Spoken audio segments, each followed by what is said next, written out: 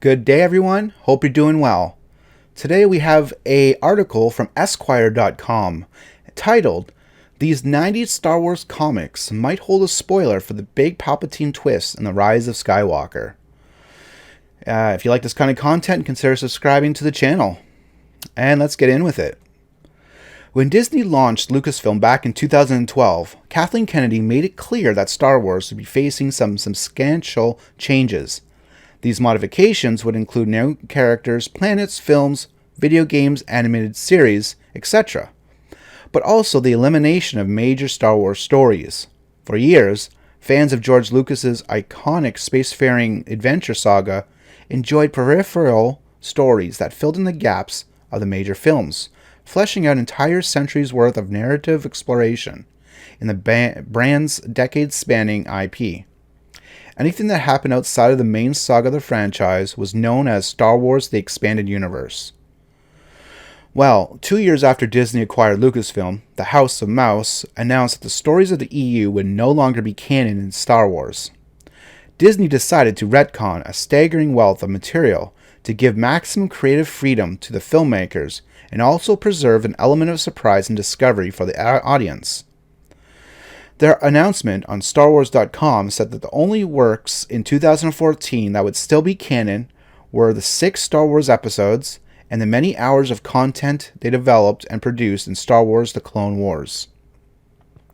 Fans were baffled and outraged. Many of these peripheral stories were garnered cult followings of their own. But as the Disney phase of the saga continues, we begin to see shadows of the stories of the old expanded universe appear all throughout the new works. It's become clear that the current storytellers working on Star Wars are looking at touchstones of the EU, which is now referred to Star Wars Legends, for reference and inspiration. The chief among these influences is the Dark Empire comic book series from 1991, which seems to be a major point of reference for J.J. Abrams' upcoming Rise of Skywalker finale. So what were the Dark Empire comics? Released between December 1991 and October 1992, Dark Empire was a Dark Horse Comics series of comic books written by Tom and illustrated by Cam Kennedy. You may recognize some of the vibrant, moody art that appeared in the title pages of the bi-monthly series. It's become pretty iconic in its own right.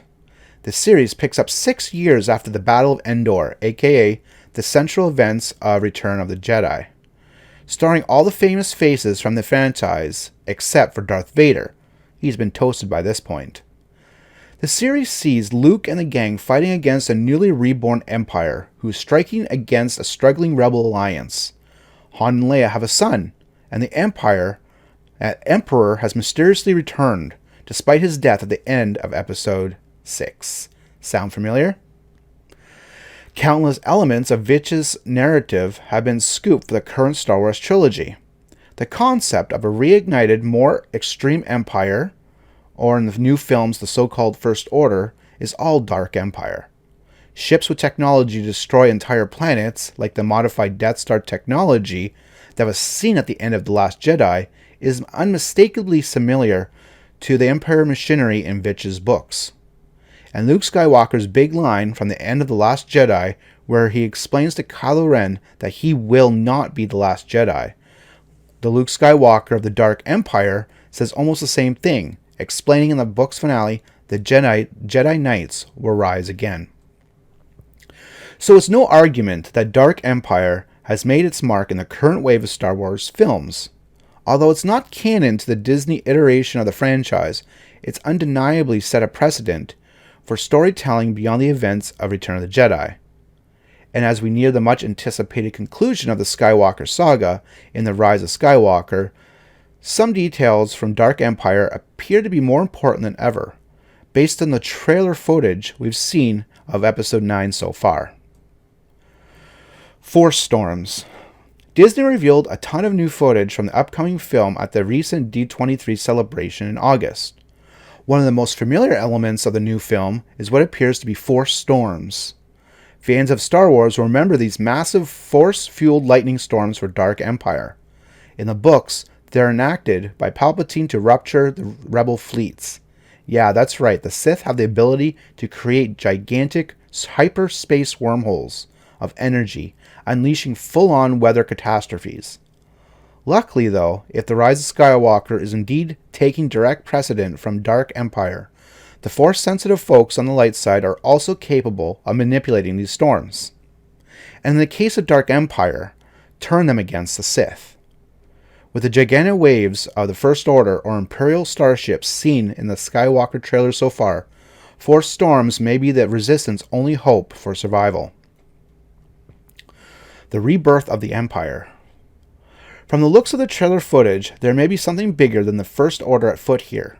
We've heard the sound of Emperor Palpatine, and it's been confirmed that the character is appearing in the film. We've seen waves of Star Destroyers and technology that looks strikingly similar to planet-canceling Death Star lasers. And we've seen the remnants of the Death Star itself. I think it's safe to say the Empire, not the First Order, but the old-school Empire, may be back in fashion in this film. In Dark Empire, Palpatine's contingency plan was put into work. Not only is he brought back to life through a confusing series of clones as demon-like possessions of corporeal shells, but old Sheev, yes, that's his first name, himself is able to take the reins of the reborn Empire. And how does he do it? With the power of the dark side. The Sith Troopers. The concept of the Empire using the power of the dark side to lead a technologically advanced war effort comes straight from Veach's book, hence the title Dark Empire. The starships seen in Empire are more powerful than ever before, and that's thanks to part in Sheev's wielding of Sith powers. Now, we haven't exactly seen any dark starships in the trailers, but we have seen the so-called Sith Troopers. In the entire new Disney trilogy of the franchise, we've not seen any Sith shit at all. Kylo Ren is not a Sith, and as far as we know, neither was Snoke. But all of a sudden, we're seeing the word Sith associated with these new stormtroopers. Is it possible that Palpatine is using the energy of the dark side to fuel superiorly powerful stormtroopers in the Rise of Skywalker? I mean, Disney has lifted a ton of Dark Empire already. Seems like a pretty safe assumption to me. Emperor Palpatine's return and demise. He's back, our favorite laughing old man, the wrinkly, demonic, Benjamin Button-ass Emperor Sheev Palpatine. If we're talking the enduring influence of Dark Empire, the rebirth of Palpatine is probably the story's greatest narrative feat. Bringing the slain Sith leader back to life isn't easy. The story sees Palpatine transfer his mind and consciousness into a series of clones. As expected, the spooky old dude is seeking immortality, a notion that, for any fan of the prequel trilogy, we know is very much canon in Star Wars. In Veach's story, Luke falls for Palpatine's tricks, becoming the Emperor's new apprentice. Now, in our new continuity, Luke is very much dead. But it's not hard to imagine that Rey, especially with her dark duds and red lightsaber from the recent D23 trailer, may take Luke's place in this iteration of the story. It's Luke's sister Leia who actually sways the Luke and helps him overcome the Emperor in the end. Perhaps we can anticipate the same sort of twist, except this time it will be Ben Solo who rescues Rey from the Emperor's grasp and redeems himself once and for all. We don't know for sure exactly how much inspiration Abrams is drawing from Dark Empire, but I guess we'll find out December 20th, 2019 when Rise of Skywalker finally premieres. So have you ever watched or read the Dark Empire comic books? I believe I read one or two of them back in the day, because I was about 13 or so. But I didn't read a lot of them, so I kind of missed out on that. But have you guys read that? I think it'd be pretty interesting, and I mean, it's obvious that, well, maybe not obvious, but they're definitely taking some stuff from Dark Empire comic books. Whether it's intentional or not, it's another story, though.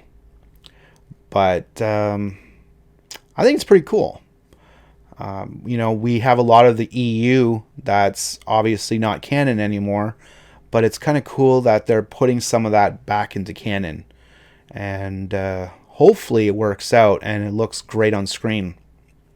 But let me know your guys' thoughts down in the comment section. What do you think of this? Do you think it's a good idea that they're going into the EU and taking some stuff out of there for the film? Or would you have rather just a complete blank slate and don't worry about the EU and they just come up with new creative ideas? Let me know. All right? So as always, take care and have a great day.